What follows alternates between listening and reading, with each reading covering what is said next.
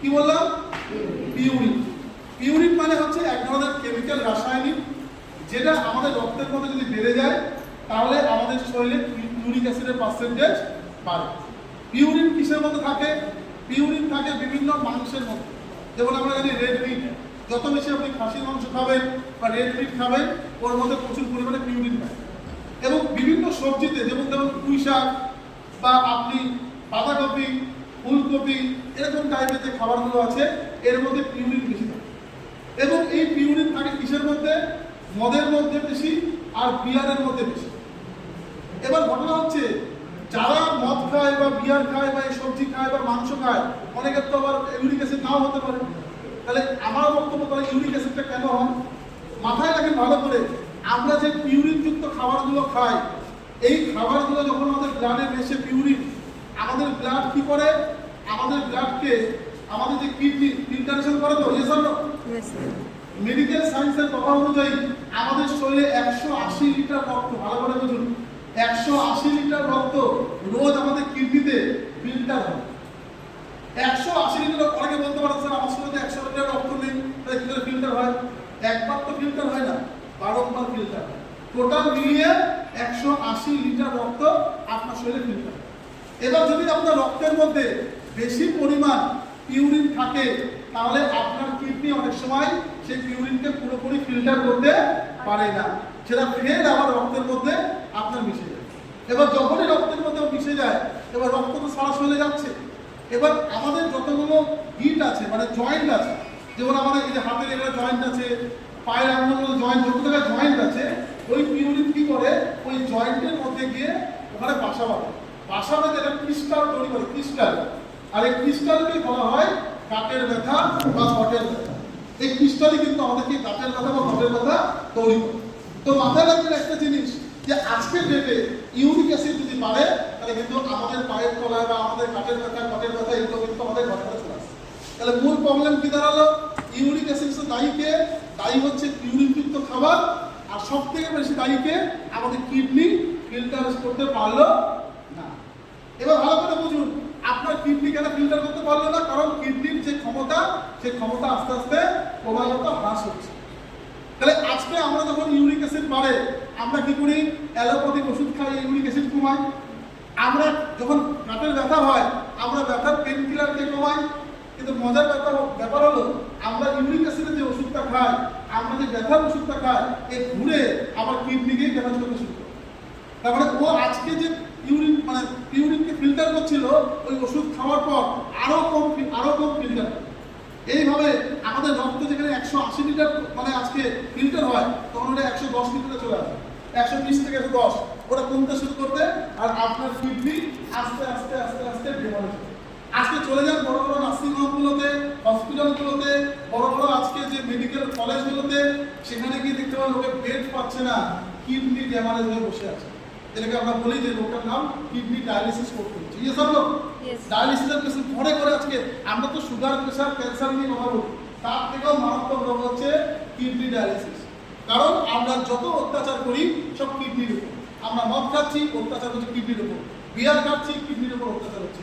আমরা বিভিন্ন রকম ভাবে যে মটন খাচ্ছি বা বিভিন্ন রকম ভাবে খাচ্ছি, এগুলো কিডনির উপর কিন্তু বেশি প্রভাব ফেলছে।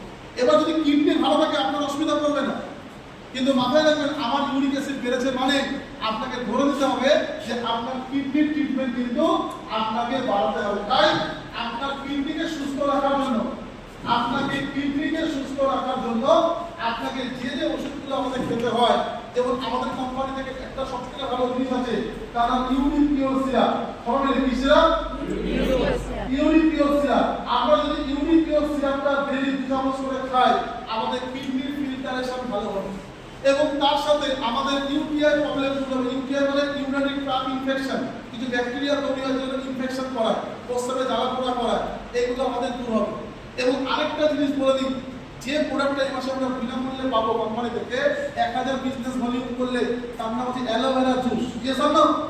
ওই যে অ্যালোভেরা জুস মানে ঘৃতকুমারী, যদি আপনি রোজ 20 ml, যদি 60 কিলো ওজনের নিচে হয় 20 ml, 60 কেজি ওজনের বেশি হলে 30 ml, যদি অ্যালোভেরা জুস প্রতিদিন গরম জলে খেতে পারেন খালি পেটে, আপনার কিডনি কোনোদিন নষ্ট হবে না, কিডনির ফিল্টারেশন প্রবলেম আসবে না, এবং আপনার কিডনি ভালো থাকবে। শুধু কিডনি না, সাথে লিভার, হার্ট, রক্ত থেকে শুরু সব কিছু আপনার ভালো থাকবে ওই অ্যালোভেরা জুস খাওয়ার মধ্যে। এর একটা হাততালি হোক কোম্পানির জন্য যে এত সুন্দর প্রোডাক্ট কোম্পানি আমাদের কাছে দিয়েছে। আমি বলবো বেশি বেশি করে অ্যালোভেরা জুস খান। আর আর আপনারা মাঝে বছরে অন্তত 3 মাস এই কিডনিটা আমাদের সকলের খাওয়া দরকার। আমি বারবার বলি বছরে 3 মাস কিডনির একটা করে সিরাপ খাওয়া দরকার। 3 মাস আপনার বছরে অন্তত ব্রেনের জন্য 3 মাস ব্রেন সিরাপ খাওয়া দরকার। মানে এগুলোর যত্ন আমরা নিই না। আর নিই না বলে হঠাৎ করে আমাদের সাথে দুঃসংবাদ আসে, তোমার কিডনি নষ্ট হয়ে গেছে। আমাদের দুঃসংবাদ আসে কেউ প্যারালাইসিস হয়ে গেছে, নার্ভের প্রবলেম হয়ে গেছে। কারণ আমরা ব্রেনের ওষুধ আর কিডনির ওষুধ সহজে দিই। এছাড়া আমরা 3টে জিনিসের ওষুধ সহজে দিই না, একটা হার্টের ওষুধ, একটা কিডনির ওষুধ আর একটা ব্রেনের ওষুধ। এছাড়া আর এই 3টে আমাদের শরীরে মারাত্মক রোগ নিয়ে আসে। আজকে আমাদের হাঁটুর যন্ত্রণা হলে হঠাৎ করে আমরা বুঝতে পারি, সহজে আপনি বলবেন না বা বড় কোনো হবে না, কিন্তু আমরা কি করি সামান্য একটু মাসেল পেন, হাঁটুর যন্ত্রণা বেশি কাটবে, কিন্তু আপনার ভিতরে যে কিডনিটা নষ্ট হচ্ছে, আপনার হার্টের প্রবলেম আসছে বা আমাদের ব্রেনের প্রবলেম আসছে বা লিভারের প্রবলেম আসছে, এগুলো নিয়ে কিন্তু আমরা কেউ কালচার করি। তাই অ্যালোভেরা জুসের মাধ্যমে আমরা করবো। তাহলে ভাবুন ইউরিক অ্যাসিড যদি কারো বেশি হয়, আজকে থেকে আমরা কাজ করবো কি ওর কিডনির ফিল্টারেশনকে বাড়াবো, ওই ইউরিক অ্যাসিড আস্তে আস্তে কমতে শুরু। কারণ ডক্টর আপনাকে অ্যালোপ্যাথিক ওষুধ দেবে, কিন্তু আপনার রোগের সমাধান আপনাকে কিন্তু দেবে। তো এবার চলে আসুন আমাদের আজকে আরেকটা যে রোগ, আমি 4টে অর্গান নিয়ে কথা বলতে বলেছি। একটা হচ্ছে কি, একটা হচ্ছে কিডনি, আরেকটা হচ্ছে লিভার, আরেকটা হচ্ছে হার্ট, আরেকটা হচ্ছে আমাদের ব্রেন। ভালো করে বুঝুন, এই 4টে অর্গান সম্বন্ধে যদি মেজর নলেজ থাকে, আপনি অনেক রোগীকে সুস্থ করে দিতে পারেন। আজকে আমাদের কোম্পানি নতুন একটি প্রোডাক্ট লঞ্চ করেছে, শুনেছেন আপনি? যে প্রোডাক্টের নাম কি, যার নাম হচ্ছে অরিস্লিন সেট। কি নাম? অরিস্লিন সেট। এর কাজ কি আমরা জানি? এর কাজ হচ্ছে আমাদের ওয়েট লস করা, তাই তো? এবার ভালো করে বুঝুন, এই ওয়েট লস, এটা শুধু ওয়েট লসেরই কাজ না, এই আপনার কিডনি, লিভার, হার্ট, ব্রেন এর সমানই বসে। কারণ শুনলে আপনি অবাক হয়ে যাবেন, আমরা যারা এখানে বসে আছি আমরা ওয়েট ম্যানেজমেন্ট জানি না। আমরা ওয়েট নিয়ে কোনো কালচার নেই, ম্যানেজমেন্ট জানি না যে ওয়েট বেশি হলে কি সমস্যা হতে পারে। শুনে যান আমার থেকে আজকে জাস্ট ট্রেনিংটা। সবার প্রথম অনেকে ভাবে যে আমার কত ওয়েট হওয়া দরকার, তার একটা ছোট্ট সূত্র আছে। সূত্রটা কি, আপনার যত সেন্টিমিটার হাইট হবে, যত সেন্টিমিটার হাইট হবে তার থেকে 100 মাইনাস দিলে সেটাই আপনার ওজন। এক্সাম্পল ধরুন আপনার 160 সেন্টিমিটার হাইট, তাহলে এখান থেকে মাইনাস হবে 100, তাহলে আমার ওয়েট কত হবে? ওয়েট কিন্তু হবে আমার 60। যদি এই 60 কেজি থেকে 1 কেজি বেশি হয় আমার প্রবলেম, 2 কেজি প্রবলেম হলে বেশি দেখাচ্ছে কেন প্রবলেম হয়। তাহলে আপনাকে আজকে বাড়িতে গিয়ে ভিতর দিয়ে মাপতে হবে, নিজের সেন্টিমিটার মেপে ওখান থেকে মাইনাস 100 করতে হবে, যেটা দাঁড়াবে সেটা কি আসবে, সেটা কিন্তু আপনার আইডিয়াল মানে পারফেক্ট ওজন। এবার মাথায় রাখেন, যদি বেশি হয় ওজন, 1 গ্রাম যদি ওজন বেশি হয়, 1 গ্রাম, ভালো করে বুঝুন আমার কথা বলছি, 1 গ্রাম যদি ওজন আপনার বেশি হয় equal to 10 calorie, equal to 10 calorie. তাহলে যদি 10 গ্রাম বেশি ওজন হয় কত ক্যালোরি? কত ক্যালোরি? 100। এবার যদি আপনার 10 গ্রাম 100 গ্রাম হয় কত calorie? 1000 calorie. Yes or no? আর যদি আপনার 1 কেজি ওজন বেশি হয় তাহলে আপনার 10,000 ক্যালোরি। Yes or no? তাহলে ভাবুন 1 কেজি ওজন মানে 10,000 ক্যালোরি আপনার শরীরে ডিপোজিট করবে। তাহলে এবার যদি আপনার 10 কিলো ওজন বেশি হয়, হ্যালো, 1 লক্ষ ক্যালোরি আপনার শরীরে ডিপোজিট হয়ে আছে। এবার ভালো করে বুঝুন, আরেকটু করে জমিয়ে যায়, এই ক্যালোরিটা কি করে জানেন? এই ক্যালোরিটা আপনার শরীরে ফ্যাটে কনভার্ট হয়। কিসে কনভার্ট হয়? ফ্যাটে কনভার্ট হয়, এটা চর্বিতে কনভার্ট হয়। ভালো করে বুঝুন। এবার আমাদের শরীরে ফ্যাট কত প্রকার? আমাদের শরীরে ফ্যাট 2 প্রকার। যখন আমরা রক্ত পরীক্ষা করাই, যে রক্ত পরীক্ষার নাম হচ্ছে লিপিড প্রোফাইল, তাই তো? ওই লিপিড প্রোফাইল রক্ত পরীক্ষা করার পর রক্তের একটা রিপোর্ট বেরিয়ে আসে। কি রিপোর্ট আসে? যে আপনার রক্তের মধ্যে এলডিএল কতটা আছে, এইচডিএল কতটা আছে, আরেকটা আছে যেটা হচ্ছে বিডিএল, বুঝতে পারলাম, আর ট্রাইগ্লিসারাইড। এই হচ্ছে আমাদের রক্তের একটা রিপোর্ট, যেটা আমরা রক্তের লিপিড প্রোফাইল করলে পাই। এবার ভাবুন এইগুলো কি, যে সহজ ভাষায় আমি আপনাদেরকে বোঝাই, এইগুলো হচ্ছে আমাদের শরীরে একটা গাড়ি, 4 চাকা গাড়ি, যেমন টাটা সুমো গাড়ি হয়, ভ্যাটেরও গাড়ি হয়, এগুলো আমাদের শরীরে গাড়ি। তবে গাড়ির ছবি আঁকতে আপনাদের জন্য এটা একটা হলো গাড়ি, ভালো করে বুঝুন। আমি যদি ছবি আঁকাতে মাস্টার, হ্যাঁ, এটা গাড়ি, এই দুটো গাড়ি, এই গাড়িটা ভালো করে বুঝুন।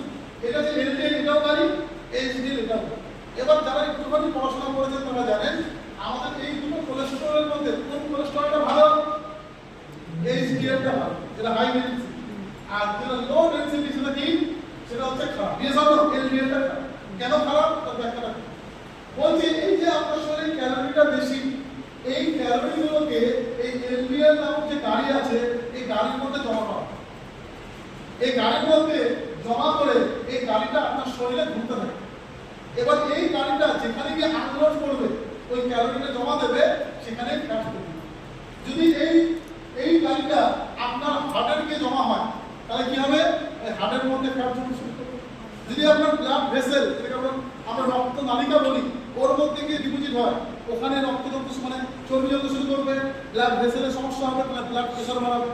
যদি আপনার ইউটাসে গিয়ে জমে, ওখানে গিয়ে সমস্যা। যদি আপনার চোখে চলে আসে, ছানি চলে আসবে। ভালো করে বুঝুন।